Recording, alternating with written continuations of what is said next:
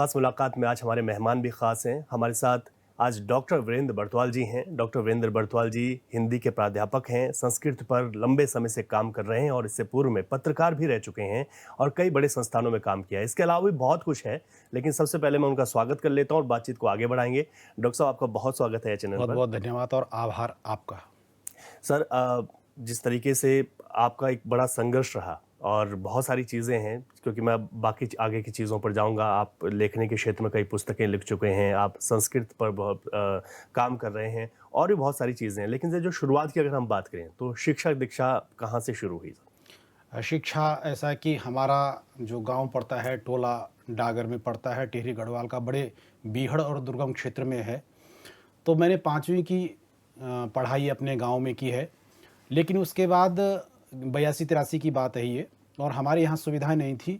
तो मैं 8वीं तक की पढ़ाई करने के लिए राजकीय इंटर कॉलेज ठेलानेल चामी में गया। उसके पश्चात मैंने 10वीं और 12वीं राजकीय इंटर कॉलेज आचरी खुंट से किया। 1990 में मैंने इंटर की परीक्षा वहाँ से पास की। जी। इसके पश्चात मैं टिहरी आ गया था, स्वामी राम तीर्थ परिसर गढ़वाल विश्वविद्यालय के। तो उसे मैंने बीए में एडमिशन लिया और वहाँ से मैंने राजनीति शास्त्र में एमए प्रथम वर्ष तक पढ़ाई की। इसके पश्चात मैं दिल्ली चला गया था और कुछ महीने तक मैंने होटलों में वेटर का कार्य किया। इसके बाद मैं मसूरी आया, तो मसूरी में मैंने पान की दुकान खोली आजीविका चलाने के लिए, और मेरी इच्छा थी कि मैं किसी तरह से अपने अध्ययन को अनवरत रखूं और शिक्षा के क्षेत्र में या पत्रकारिता के क्षेत्र में कुछ करूं। फिर मैंने वहाँ पर पान की दुकान खोली और इसके बाद में एमए मैंने कंप्लीट किया पॉलिटिकल साइंस से। इसके पश्चात मैं मसूरी टाइम्स में 300 रुपये मासिक में पत्रकार बन गया और धीरे धीरे फिर मैंने वहाँ से एमए हिंदी से भी किया। उसके बाद मैं हिंदुस्तान में वहाँ से संवाददाता बन गया। फिर वहाँ से छोड़ करके मैं चंडीगढ़ चला गया दैनिक भास्कर में पत्रकारिता की। फिर मैंने एमए पीएचडी भी किया हिंदी में। फिर उसके बाद पत्रकारिता में मैंने आचार्य किया और ये मेरी उपलब्धियाँ रही। और फिर मैंने दैनिक भास्कर, अमर उजाला, दैनिक जागरण जैसे अखबारों में कार्य किया। बिल्कुल सर, यानी कि आपने बताया कि किस तरीके से जीवन की शुरुआत हुई, बहुत सारी चीज़ें आई, दिक्कतें आई, लेकिन शिक्षा को नहीं छोड़ा। ये एक बहुत बड़ा संदेश भी है। उसके बाद सर, अगर आपने जो है नौकरियों का जिक्र किया और अभी आप जो है संस्कृत पर बहुत बड़ा काम कर रहे हैं। आपके आपके कई ऐसे जो हैं छात्र हैं, छात्राएं हैं जिनको आप यहाँ पर संस्कृत की शिक्षा दे रहे हैं, क्योंकि आप देवप्रयाग में हैं और देवप्रयाग में श्री रघुनाथ कीर्ति परिसर, वहाँ पर आप जो है इस वक्त पढ़ाने का काम कर रहे हैं बच्चों को। तो ये प्रचार, ये संस्कृत का किस तरीके से आगे बढ़ रहा है सर? देखिए कैंथोरा जी, मैं 2016 में जब वहाँ पर या श्री रघुनाथ कीर्ति परिसर खुला, जी। उस समय हमारा जो विश्वविद्यालय था राष्ट्रीय संस्कृत संस्थान के नाम से था और जून 2016 में उसकी स्थापना हुई श्री रघुनाथ कीर्ति परिसर की। उसके पश्चात भारत सरकार ने उसे केंद्रीय विश्वविद्यालय का दर्जा दिया। उसका नाम केंद्रीय संस्कृत विश्वविद्यालय हुआ। तो मैं वहाँ पर हिंदी पढ़ाता हूँ जी। और मैं संस्कृत के वातावरण में रहता हूँ, तो उसके प्रति मेरी गहन रुचि भी है। और जब मैं इस क्षेत्र में गया तो मैंने देखा कि संस्कृत का क्षेत्र बहुत विशाल है, बहुत सारी संभावनाएं हैं। दरअसल हमारे समाज में एक भ्रांति सी फैली हुई है कि संस्कृत केवल पूजा पाठ और पंडितों ब्राह्मणों की भाषा है। हाँ। ऐसा नहीं है। वास्तविकता ये है कि संस्कृत हमारी प्राच्य विद्या है और यह एक प्रकार से वैज्ञानिक भाषा है। ये तमाम वैज्ञानिक तथ्यों के आधार पर यह सिद्ध हो चुका है। जी। ये बड़ी सौभाग्य की बात है कि केंद्रीय संस्कृत विश्वविद्यालय का यहाँ पर उत्तराखंड में एक बहुत बड़ा परिसर है और केवल हमारे पूरे भारत में अभी तक जो राज्यों में 12 परिसर हैं और उत्तराखंड इसमें सौभाग्यशाली है कि एक यहाँ। कि यहाँ इतना बड़ा महत्वपूर्ण संस्थान खुला है। जी। हमारे यहाँ स्नातक तक तो लगभग सभी विषय हैं। अंग्रेजी है, हिंदी है, कंप्यूटर है, इतिहास है और अन्य विषय भी संस्कृत के हैं। आचार्य तक छात्र विशेषज्ञता हासिल करता है अपने विषयों में। ज्योतिष है, वेद है, वेदांत है, न्याय है, दर्शन है और ज्योतिष में भी फलित ज्योतिष है, सिद्धांत ज्योतिष है, व्याकरण है। तो इतने सारे विषय हैं। हमारे छात्र जीएनयू जैसे विश्वविद्यालयों में जा करके पीएचडी कर रहे हैं, एलबीएस जैसे बड़े संस्थानों में जाके बीएड कर रहे हैं और वृत्ति प्राप्त कर रहे हैं। बहुत प्रसन्नता होती है, एक गौरव की अनुभूति होती है जबकि अपना पढ़ाया हुआ छात्र कहीं जा कर के बड़े ओहदे पर जाता है तो बहुत एक आत्मिक सुख मिलता है। तो उत्तराखंड के लिए तो बहुत बड़ी बात है कि यहाँ पर हमारे यहाँ बहुत सारा शोध कार्य हो रहा है और केंद्र सरकार ने इतनी बड़ी सौगात हमें दी है। लगभग 600 छात्र छात्राओं के लिए हमारे यहाँ पर छात्रावास है जी। और बहुत बड़ा ग्रंथालय यानी पुस्तकालय है जो कि 18 घंटे तक खुला रहता है और अनेक अनुसंधानित हमारे यहाँ आते हैं शोध करने के लिए। जी।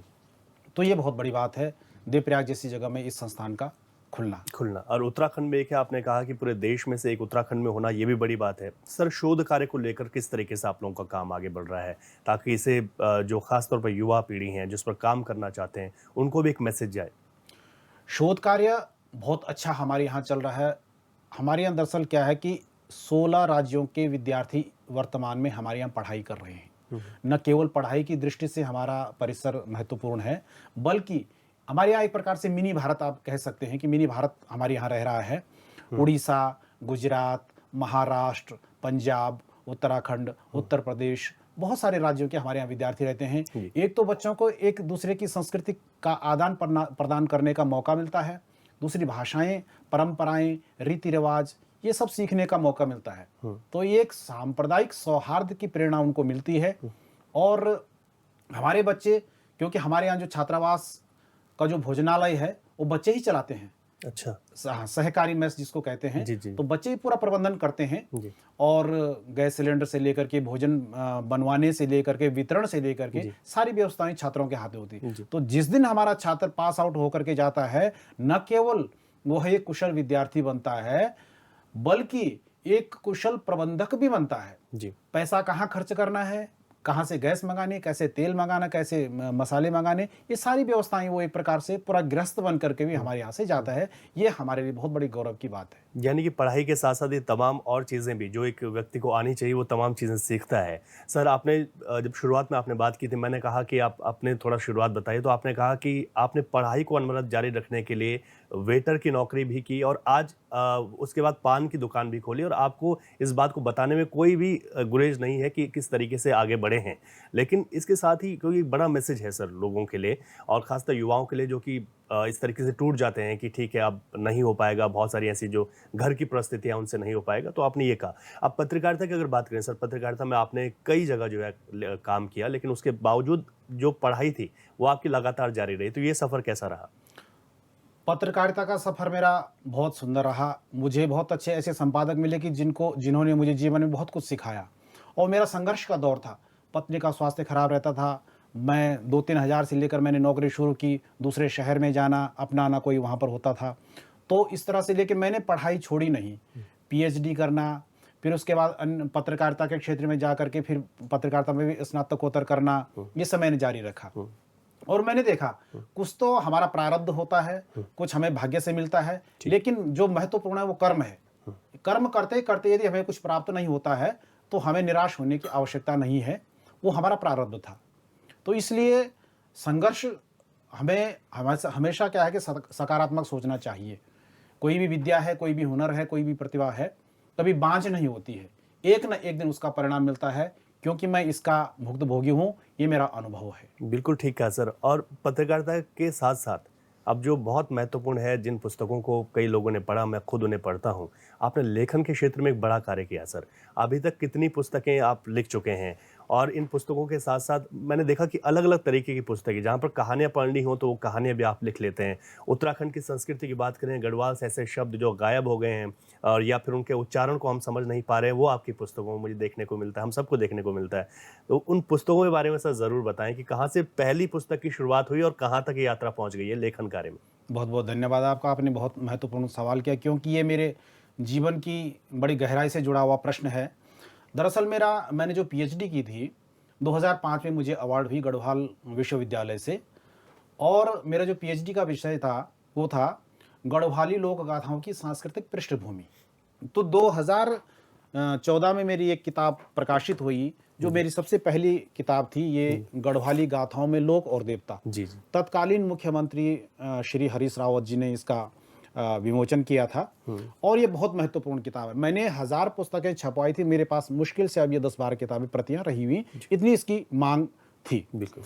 इसके बाद मैंने हमारे जो उत्तराखंड के चोटी के जो गायक और गायिकाएं हैं, इनमें जैसे नरेंद्र सिंह नेगी जी हो गए, प्रीतम भरतवाण जी हो गए, मीना राणा जी हो गई, रेखा दसमाना जी हो गए, बहुत सारे जो गायक गायिका हैं 24 के लगभग, मैंने उनका साक्षात्कार लिया, उनके जीवन से संबंधित। तो हमारे सुर नाम से ये मेरी दूसरी पुस्तक प्रकाशित हुई। जी। इसके बाद मैंने गढ़वाली भाषा पर काम किया, क्योंकि मेरा मुख्य विषय गढ़वाली भाषा को लेकर रहा है, और मेरे 18-20 साल की जो तरुणावस्था वो गढ़वाल में ही बीती है। तो वहाँ के शब्दों को लेकर के मैंने बहुत सारा एक मन में विचार भी था, कुछ ना कुछ अपनी मातृभाषा के लिए कुछ कर पाऊँ। तो फिर मैंने ये गढ़वाली भाषा का, आप व्याकरण भी इससे कह सकते हैं, गढ़वाली भाषा प्रकृति और समृद्धि। तो इसमें हमारे जैसे काल हैं, कारक हैं, संज्ञा है, सर्वनाम है, इस प्रकार से मैंने ये पुस्तक का प्रकाशन करवाया था। चौथी पुस्तक मेरी ये रही नवनाथ 84 सिद्ध, क्योंकि हमारी आध्यात्मिक भावभूमि और धार्मिक भावभूमि पर नाथों और सिद्धों का बड़ा प्रभाव है। हमारे जो नरसिंह हैं या अन्य देवी देवता हैं, या हमारे जो गढ़वाली के मंत्र हैं, सब उन पर इनका प्रभाव रहा है, और नेपाल से लेकर के गढ़वाल तक पूरे एक प्रकार से ये धर्म भावना पर छाए हुए रहे, जो नाथ और सिद्ध रहे हैं। तो इसलिए मैंने ये पुस्तक का प्रकाशन करवाया। इसके पश्चात मेरी एक किताब निकली, फागुनी। ये दिल्ली में हमारे कुलपति प्रोफेसर श्रीनिवास बरखेड़ी जी और पूर्व केंद्रीय मंत्री डॉक्टर रमेश पोखरियाल निशंक जी ने इसका विमोचन किया था हमारे मुख्यालय में 5 सितंबर 2022 को। तो ये पुस्तक है, इसमें मेरी 8 कहानियां संग्रहित हैं। इसमें जैसे फागुनी है और जलमदास ओजी है, ये तमाम इसमें 8 प्रकार की कहानियां हैं। आंचलिकता है इनमें, ये पलायन की एक चिंता है, हमारा जो अंधविश्वास है, ढोंग है, जाति व्यवस्था है, इसको लेकर के यहाँ पर मैंने एक प्रकार का मेरा चिंतन करने का मैं इसमें प्रयास किया है। इसके बाद मैंने एक डिक्शनरी, इसको शब्दकोश कह सकते हैं, थकुली के नाम से ये प्रकाशित किया है। गढ़वाली हिंदी शब्दकोश है। अच्छा। एक मेरा निबंध संग्रह है, संस्मरणात्मक निबंध संग्रह है, धरोहर के नाम से। वो पुस्तक अभी मैं लाया नहीं हूँ, देवप्रयाग में है, वो मेरी एक अन्य पुस्तक है। इसके अतिरिक्त मेरे जो शोध पत्र हैं गढ़वाली और हिंदी को लेकर के 50 के लगभग हैं, जो कि राष्ट्रीय और अंतर्राष्ट्रीय पत्रिकाओं में प्रकाशित हो चुके हैं। वो गढ़वाल का संस्कृत से संबंध हो, गढ़वाल का हिंदी खड़ी बोली से संबंध हो, समास क्रिया से लेकर के हो, संस्कृति से लेकर हो, वो उसमें लगभग 50 मेरे शोध पत्र प्रकाशित हैं, और 50 ही में मैं सेमिनारों में शोध पत्र प्रस्तुत कर चुका हूं। ये मेरा लेखन कार्य वैसे अनवरत मेरा चलता रहता अन्य पत्रिकाओं में। बिल्कुल ठीक है सर, आपने कि आगे भी अनवरत जारी है। और इसमें सर एक सवाल अब ये है, क्योंकि संस्कृत पर जो है आपका काफ़ी फोकस रहा। आपने शुरुआत में भी कहा कि संस्कृत को हम सबको समझना होगा, और संस्कृत में खासतौर पर उत्तराखंड, आप जहाँ पर इस वक्त हैं, उत्तराखंड के बहुत सारे ऐसे लोग हैं, बहुत सारे बच्चे हैं, छात्र छात्राएं हैं, जो कि संस्कृत से जुड़ना चाहते हैं या फिर उसको समझना चाहते हैं। उस पर भी मैं आपसे बातचीत करूंगा, लेकिन यहाँ पर एक छोटे से ब्रेक के लिए रुकेंगे, और कुछ और सवाल भी हैं जो हम डॉक्टर वीरेंद्र बर्थवाल जी से आगे करेंगे। ब्रेक के बाद आपका स्वागत है खास मुलाकात में। आज हमारे खास मेहमान डॉक्टर वीरेंद्र बर्थवाल हैं, और हम उनसे लगातार बात कर रहे हैं। मैंने सवाल छोड़ा था कि संस्कृत को लेकर जिस तरीके से शोध हो, या फिर संस्कृत के प्रति आज बच्चों का जो रुझान बढ़ा है, उस पर हम और इसको ज़्यादा कैसे जान सकें, वो मैं उनसे जानना चाह रहा था। डॉक्टर साहब, संस्कृत को लेकर जो नए छात्र छात्राएं हैं, और ख़ासतौर पर एक बात ये भी है कि जिनके पास बहुत ज़्यादा किसी बड़े कॉलेजों में जाने के लिए आर्थिक स्थिति उतनी सुदृढ़ नहीं है, कैसे जुड़ें सर आप लोगों के साथ, और जो आना चाहते हैं? हमारे यहाँ किसी छात्र के पास यदि पढ़ने में असमर्थ है और प्राइवेट यूनिवर्सिटी में अधिक पैसा नहीं दे सकता है, तो वो हमारे यहाँ की पढ़ाई कर सकता है। हमारे यहाँ पिछले साल से बीएससी यौगिक साइंस और एमएससी यौगिक साइंस भी खुल चुका है, और इसके बाद इसके साथ ही हमारे यहाँ धर्म सम्राट स्वामी करपात्री जी महाराज वेद शास्त्र अनुसंधान केंद्र भी है, यानी आप वेद पर शोध भी कर सकते हैं, और योग पर। योग का आप देखते हैं कि अब संभवतः उत्तराखंड सरकार भी विद्यालयों में योग को अनिवार्य विषय के रूप में करने जा रही है। तो इससे क्या होगा कि हमारे मेरे खुद पढ़ाए हुए कई विद्यार्थी विदेशों में जाके योग की शिक्षा दे रहे हैं। विदेशों में अच्छा पैसा भी मिलता है। इसका दोहरा लाभ ये है कि हमें शारीरिक का स्वास्थ्य का लाभ होने के साथ-साथ आर्थिक लाभ भी होता है। तो बहुत बड़ी बात है और बहुत कम पैसे में, यानी बाहर की यूनिवर्सिटी में यदि आप 1 लाख रुपए दे रहे हैं तो हमारे यहाँ ये कम से कम 15 या 20% में ये काम हो रहा है। तो ये बहुत बड़ी बात है। और हमारे यहाँ छात्रों का रुझान धीरे-धीरे बढ़ रहा है। मैं आपको बताऊँ 2016 में जब हमारा परिसर खुला था, तो हमारे विद्यार्थियों की संख्या मात्र 35 थी, क्योंकि अधिक किसी को जानकारी नहीं थी। आज हमारे यहाँ ये 23-24 की जो बात करूँ, वो सत्र में हमारे यहाँ 400 प्लस विद्यार्थी थे और इस समय जो संभावना है 600 के लगभग होने वाली, क्योंकि हमारे यहाँ पंजीकरण से पता चल जाता। अभी तक हमारे यहाँ 250 के लगभग पंजीकरण हो चुके हैं और अभी 1 डेढ़ महीना और चलेगा। तो विद्यार्थी हमारे यहाँ अथाह संख्या में आ रहे हैं। इसका अर्थ ये है कि छात्रों में संस्कृत के प्रति बड़ा रुझान बढ़ा है। और ये नहीं कि संस्कृत के क्षेत्र में रोजगार नहीं है, बहुत अच्छा रोजगार है। हमारे देश में आप देखें कितने संस्कृत विश्वविद्यालय हैं, संस्कृत महाविद्यालय हैं, संस्कृत विद्यालय हैं। आप हमारे यहाँ से छात्र पढ़ के बीएड करते हैं और पीएचडी करते हैं, अनुसंधान के क्षेत्र में जाते हैं, पत्रकारिता के क्षेत्र में जाते हैं। बहुत अच्छा रोजगार है। दूसरी बात यह है कि हमारी जो भाषा संस्कृत है वो संस्कारों की भाषा है, वैज्ञानिक भाषा है। और हमारे यहाँ क्योंकि आवासीय व्यवस्था है, अनुशासन है, 90% हमारे जो प्राध्यापक गण हैं वो अंदर ही आवासीय व्यवस्था में, अंदर सरकारी आवासों में रहते हैं। हमारे छात्र को यदि 12 बजे 1 बजे भी कोई शंका होती है तो जा सकता है, वो जिज्ञासा होती जा सकता है मुफ्त में। हमारे यहाँ नेट की तैयारी होती है। हमारे यहाँ अन्य प्रवेश जो परीक्षाएं उनकी तैयारी होती है। बिल्कुल हमारे यहाँ एक प्रकार से कह सकते हैं कि हमारे प्राचीन समय में आप देखेंगे, आप 200 साल पहले 300-400 साल पहले जाएंगे तो तक्षशिला, विक्रमशिला जैसी संस्थाएं थी जो कि गुरुकुल पद्धति पर चलती थी। वहाँ सभी विषयों की पढ़ाई होती थी और अंग्रेजों ने उस सबको नष्ट किया। हमारे यहाँ अब उसका एक स्वरूप अभी भी बरकरार है। हमारे छात्र आज्ञाकारी होते हैं, सांस्कारिक होते हैं, गुरु का आदर करते हैं और यदि आप गुरु का आदर करेंगे तो जीवन भर आपको सफलताएं मिलनी निश्चित हैं। तो ये हमारे यहाँ का स्वरूप निर्धारित है। सर, जो योग की आपने बात की और ख़ासतौर पर हमने देखा है कि आपने कहा भी कि आपके पढ़ाए हुए खुद छात्र आज बाहर हैं और आर्थिक तौर पे वो मजबूत हुए हैं। योग को लेकर कितना लोगों में जो युवा है ख़ासतौर पर उस पर इस चीज़ का काफ़ी रुझान आया है और आप लोग योग को लेकर किस तरीके से आगे बढ़ रहे हैं ताकि योग की जो संस्कृति है, खास उत्तराखंड से अगर हम बात करते हैं तो यहाँ पर तो देवप्रयाग जैसी जगह में या ऋषिकेश जैसी जगह से जो है अब कई लोग बाहर के विदेशों में जाकर इन योग की अब वहाँ पर सिखा रहे हैं लोगों को। जी, हमारे यहाँ पिछले साल ही योग खुला है, बीएससी और एमएससी योगिक साइंस में। तो कई राज्यों के विद्यार्थी हमारे यहाँ हैं और इस बार ये संभावना संख्या बढ़ने की उम्मीद है। तो योग को हमारे यहाँ आयुर्वेद से भी जोड़ा गया है। हमारे यहाँ उनको दिखाया जाता है पूरे उनका जो उपचार कैसे करना है योग के माध्यम से। औषधियाँ भी साथ में जोड़ दी गई हैं। सूत्र नीति हो, घृत नीति हो, बहुत सारी चीज़ें वहाँ प्रैक्टिकल यानी प्रयोग करके सिखाया जाता है बच्चों को। तो बच्चों में एक अच्छा रुझान है, सुविधाएं हैं वहाँ पर। तो बच्चों में एक इसके प्रति एक रुचि उत्पन्न हो रही है और हमारे यहाँ जो प्रवेश हैं धीरे धीरे बढ़ते ही जा रहे हैं। और मुझे लगता है कि भविष्य में, अभी तो ये खैर संस्कृत शिक्षा के क्षेत्र में बहुत बड़ा केंद्र बन चुका है, ये सिरमौर बन चुका है उत्तराखंड में। और मुझे लगता है कि अब योग और वेद शोध के क्षेत्र में भी हम आगे हो जाएंगे। डॉक्टर साहब, एक बात आपसे ये भी जाननी है क्योंकि हमने तमाम पुस्तकें भी देख ली। आपने कहा कि आप हिंदी वहाँ पर पढ़ा रहे हैं लेकिन संस्कृत भाषा का जो है जो प्रगाढ़ ज्ञान है उस चीज़ें भी जो है आपकी बातों में झलकती हैं। आप सिखाते हैं बच्चों को, योग आप सिखाते हैं, ये तमाम चीज़ें। अभी वर्तमान में क्या चल रहा है सर? आगे क्या कुछ और पुस्तकें आने वाली हैं? किस पर काम चल रहा है, अगर आप बताना चाहें? मेरा जो अगला विचार है, मेरी जो अगली पुस्तक का मैंने एक मन में एक खाका बनाया है। तो मेरी जो योजना है पहाड़ के परमेश्वर, क्योंकि पहाड़ के देवी देवताओं को लेकर के लोगों में बहुत सारी भ्रांतियां हैं, जिज्ञासाएं, आशंकाएं, शंकाएं हैं। तो मैं चाहता हूं कि एक पुस्तक के माध्यम से मैं उसका उन तमाम शंकाओं का, जिज्ञासाओं का समाधान उसमें करूं। क्योंकि देखिए जो हमारे रीति रिवाज परंपराएं हैं वो बड़े आकर्षक हैं। हमारे गढ़वाल की जो नई पीढ़ी खासतौर से जो शहरों में बस गई है, उसको अपनी भाषा के प्रति और अपनी संस्कृति के प्रति उतना एक प्रकार से वो विमुख हो चुके हैं।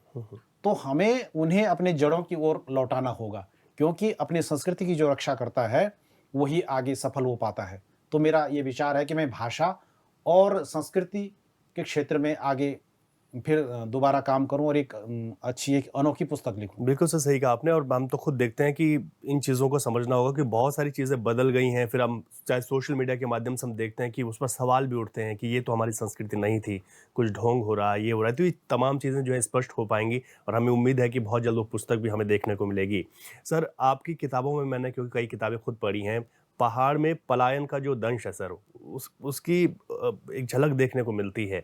उस पलायन की जो पीड़ा है वो देखने को मिलती है। लेकिन आपने शुरुआत से देखा है, ठीक है, कोई अपने नौकरी पेशे के लिए पहाड़ छोड़ रहा है, लेकिन पलायन पर सर क्या आपका कहना है कि किस तरीके से ये रुक पाएगा? और या फिर रिवर्स पलायन क्या वाक़ई में हो रहा है? क्या यहाँ की सरकारें इस पर को लेकर गंभीर रही हैं? देखिए, पलायन तो उत्तराखंड के लिए सबसे बड़ा ज्वलंत मुद्दा है और न जाने कब तक ये मुद्दा बरकरार रहेगा। आप उत्तराखंड और हिमाचल की तुलना कर सकते हैं। पलायन देखिए, पलायन जो है होना चाहिए, लेकिन एक सीमा तक। यदि मैं अपने गांव में ही रहता तो शायद मैं मसूरी, चंडीगढ़, देहरादून न जा करके तो मैं न अच्छी पत्रकारिता कर पाता, न अच्छा लेखक बन पाता, न अच्छा प्राध्यापक बन पाता। जी। ये ज़रूरी है। लेकिन एक्चुअल में जो पलायन है, हमारे यहाँ शिक्षा, रोजगार, चिकित्सा, इन चीज़ों को लेकर के हो रहा है। हमें पहाड़ में ऐसी व्यवस्था करनी होगी कि जो रोजगार के लिए बाहर जा रहे हैं, उनको वहाँ पर रोकने की व्यवस्था हो। जी। दिल्ली में जाकर के, चंडीगढ़ में जाकर के हमारा जो भाई है या जो बेटा है, वो 15,000 की नौकरी, 20,000 की नौकरी कर रहा है और महीने में उसके पास क्या बच पाता है? कुल मिला के आप 31 तारीख को या 30 तारीख को उसकी स्थिति पूछेंगे, तो उसके पास मुश्किल से 2 या 3,000 रुपए होते हैं। जी। यही काम, यानी कोई भी काम वो पहाड़ में करे, तो कम से कम 7-8 हज़ार रुपए महीना आराम से बचा सकता है, करने की जिज्ञासा हो। लेकिन देखिए, पलायन का जो एक कारण है, मनोवैज्ञानिक कारण भी है। देखा-देखी। हम भी तो पहाड़ में ही पढ़े हैं। जी। बहुत सारे लोगों ने वहाँ से, आप अपने राज्य के इंटर कॉलेज जहाँ से मैंने 12वीं किया है, जी। मैं वहाँ का उदाहरण आपको दूँ, तो प्रोफेसर डीएस कैंतुरा वहीं से निकले हैं, जो कि गढ़वाल विश्वविद्यालय में अंग्रेजी के प्राध्यापक हैं, प्रोफेसर हैं। सदर सिंह कैंतुरा जी, जो कि नवोदय विद्यालय हरिद्वार में हैं, वो भी वहीं से निकले, अंग्रेजी के प्राध्यापक हैं। शूरवीर सिंह भंडारी जो पत्रकार हैं, प्रसिद्ध पत्रकार हैं मसूरी में, वो वहीं से निकले। बहुत सारे, मैं कहाँ तक गिनाऊं। तो क्या वहाँ पढ़ाई नहीं होती? अभी भी होती है। आप देखिए, तमाम जो विद्यालय हैं, शिक्षकों पर दोष देना अच्छा नहीं है। हमारी अपनी भावना ही होनी चाहिए। हम चाहते हैं कि हमें, हमारे बच्चे को शुरू से ही ABCD आ जाए। आज हम हिंदी के प्रति विमुख हो रहे हैं, अपनी गढ़वाली भाषा के प्रति विमुख हो रहे हैं। तो भाषा कोई भी हो, आप किसी विदेश में चले जाइए, आप जापान में जाइए, फ्रांस में जाइए, चीन में देखिए, वहाँ की जो भाषा है, कौन सी भाषा पढ़ाई, कौन सी भाषा है। हमारा बच्चा घर में गढ़वाली में बात करता है, जो भी विद्यालय में जाता है उसको थोड़ा बहुत हिंदी, उसके बाद अंग्रेजी सिखाई जाती है। हमारे विचार दरअसल हमारी अपनी भाषा में उत्पन्न होते हैं। जी। सर, इसी से जुड़ा हुआ एक सवाल अब है, क्या युवा पीढ़ी अपनी संस्कृति के साथ कनेक्ट अब हो रही है? क्योंकि मुझे लगता है कि बीच में तो हो सकता है कि वो हो गए थे, लेकिन अब बहुत सारी चीज़ें हैं, सोशल मीडिया पर तो यही दिखाई देता है कि लोग अपनी संस्कृति के प्रति कनेक्ट हो रहे हैं। पहाड़ उनको एक बार फिर पसंद आने लग गया, जिस पहाड़ को भूल गए थे। कोरोना काल जब आया था, तब तमाम लोग घर पहुँचे, फिर उन्होंने अपना वही घर, अपना मूल ढूंढने की कोशिश की। तो वर्तमान स्थिति क्या है सर? क्या अच्छी हो रही है, या फिर अभी भी लोग नहीं समझ पा रहे हैं कि हम जब तक अपनी मूल जड़ों से जुड़े रहेंगे तो फिर तभी तक हम जिंदा रहेंगे? देखिए कैंतुरा जी, ऐसा है, संस्कृति किसी कार्य से जुड़ी हुई होती है।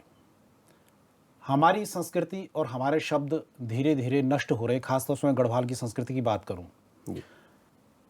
घट्ट की संस्कृति आप देखिए, घराट जिसको बोलते हैं। अगर आप देहरादून में रह रहे हैं, चंडीगढ़, दिल्ली में रह रहे किसी युवा से आप पूछिए कि ठूठने क्या होता है, रेवड़ू क्या होता है, भेरुण क्या होती है, पनाऊ क्या होता है, उसको पता नहीं होगा, क्योंकि उसने घट देखा ही नहीं है। पंडवार संस्कृति की बात करूं मैं, तो उसको होता रासो क्या होता है, बारता क्या होता है, धुपाणु क्या होता है, घड़ियालू क्या होता है, घरियोना क्या होता है, हारतो क्या होता है, उसको पता नहीं होगा, क्योंकि उसने पंडवार देखी नहीं है।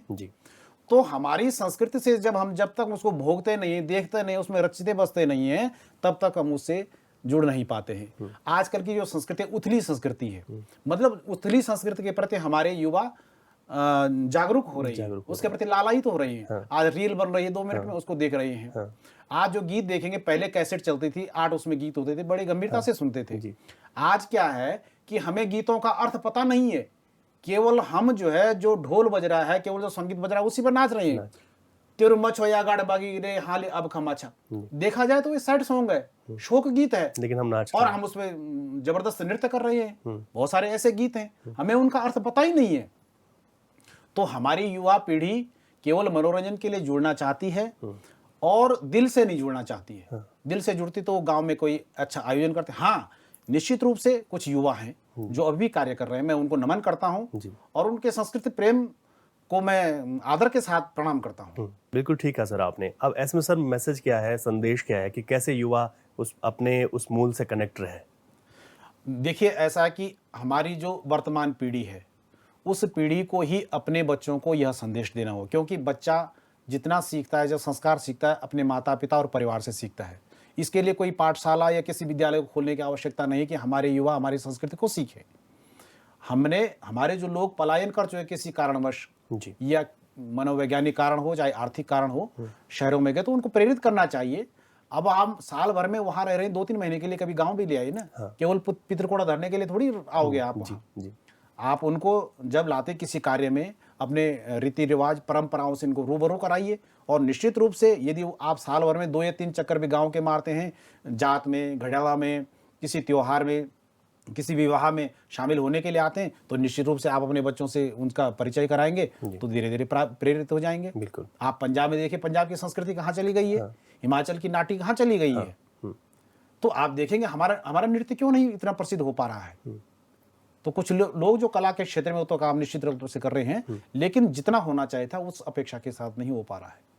बिल्कुल ठीक कहा सर। और बहुत सारी बातें सर आपके साथ हुई, आपके लेखन कार्य से लेकर, शोध कार्य से लेकर, बच्चों के किस तरीके से आप उनको शिक्षा दे रहे हैं, योगा उत्तराखंड में किस तरीके से आप लोग आगे बढ़ा रहे हैं, आर्थिक स्थिति से कमज़ोर बच्चे किस तरीके से अपने भविष्य को अच्छा बना सकते हैं। बस अंदर एक जज्बा और वो एक जुनून ज़रूर होना चाहिए कि कुछ करना है। आपने ये भी कहा कि शिक्षकों को दोष देना भी ठीक नहीं। बहुत सारी आपने बातें की और आप अपना कीमती वक्त निकाल कर आए सर खास मुलाकात में, और HNN की ओर से बहुत बहुत शुक्रिया आपका। धन्यवाद, आभार आपका। खास मुलाकात में डॉक्टर वीरेंद्र बर्तवाल जी को आज हमने उनसे बहुत सारी बातचीत की, उनको सुना, संस्कृति, पलायन, बहुत ऐसे मुद्दे जो हमें टच करते हैं और उस पर बहुत सारी बातें भी आई, शिक्षा को लेकर, उनका लेखन कार्य, और आगे भी फिर जब उनकी नई पुस्तकें आएंगी तो फिर हम उनके साथ बातचीत करेंगे और ख़ास मुलाकात करेंगे। फिलहाल खास मुलाकात में आज के लिए इतना ही, इजाज़त दीजिए।